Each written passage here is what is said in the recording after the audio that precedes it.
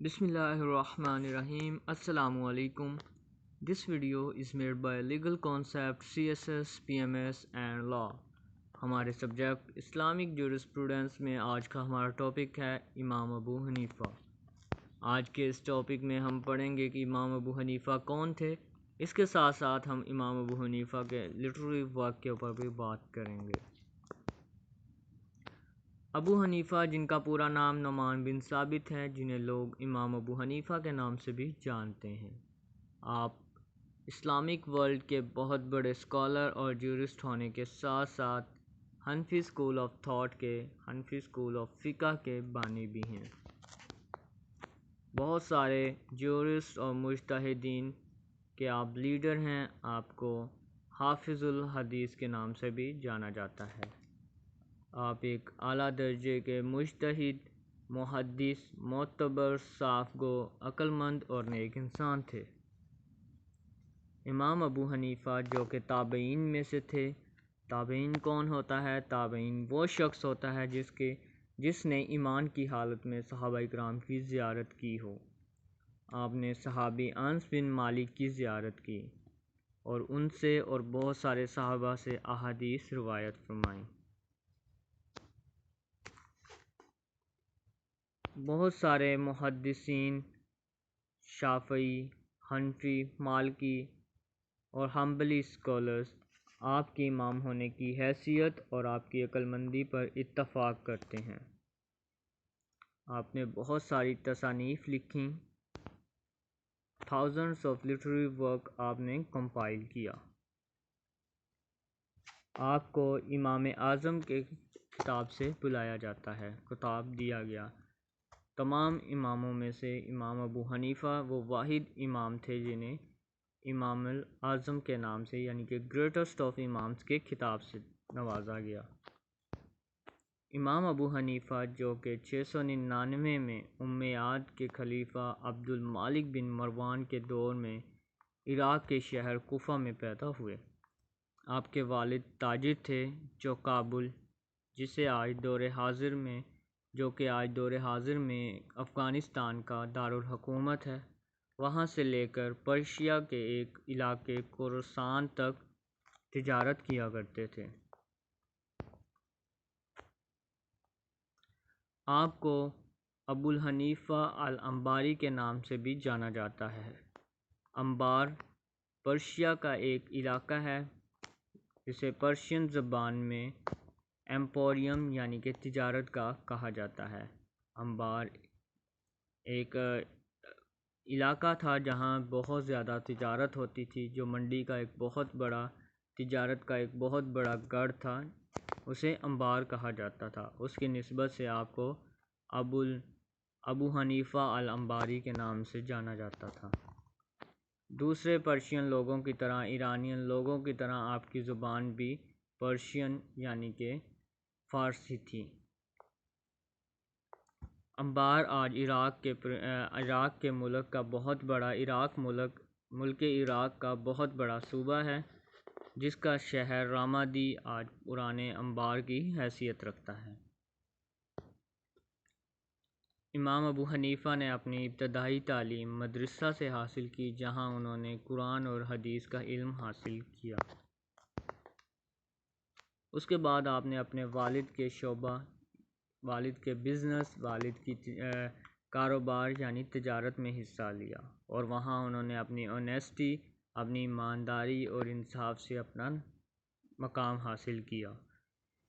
یہاں تک کہ ایک دفعہ ان کا ایک ایجنٹ کسی دوسرے ملک کے اندر سلک کا کپڑا جو کہ تھوڑا سا ڈیفیکٹڈ تھا، وہ ایک کسٹمر کو بغیر پوائنٹ آؤٹ کیے بیچ آیا۔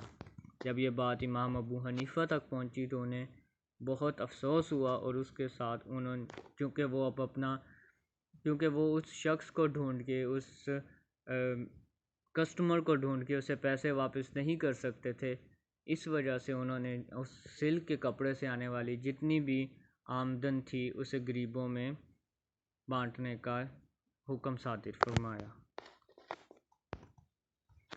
اسلامی جورسپروڈنس کی طرف آپ کا رجحان بائی چانس تھا، ایک دفعہ آپ اپنی والدہ کی طرف کسی کام کے سلسلے میں جا رہے تھے کہ راستے میں امیر ارشیبی سے آپ کی ملاقات ہوئی۔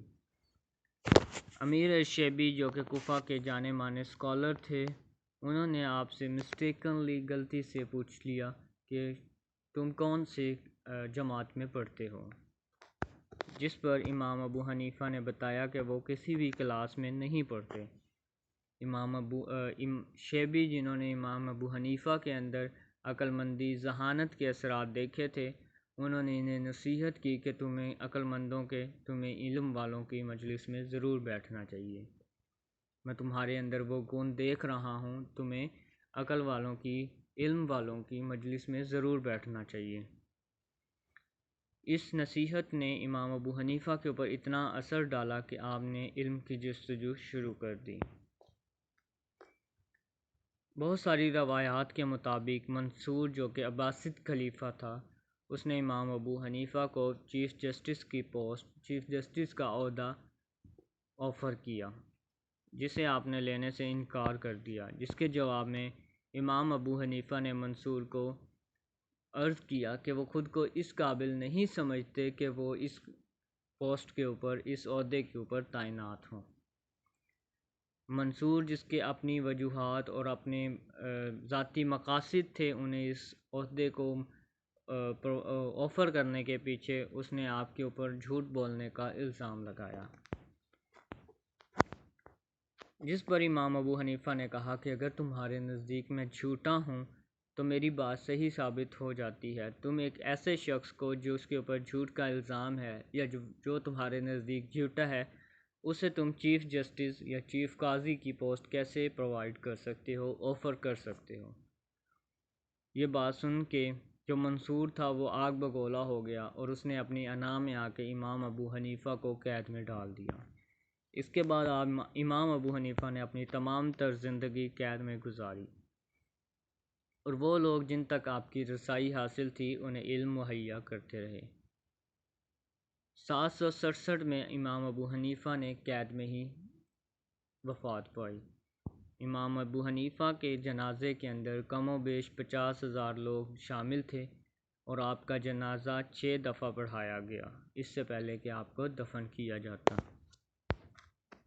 آپ کے لٹریری ورک کے اندر، تصنیفات کے اندر آپ کی کتاب العطر ہے، جس کے اندر 70,000 احادیث کمپائل کی گئی ہیں۔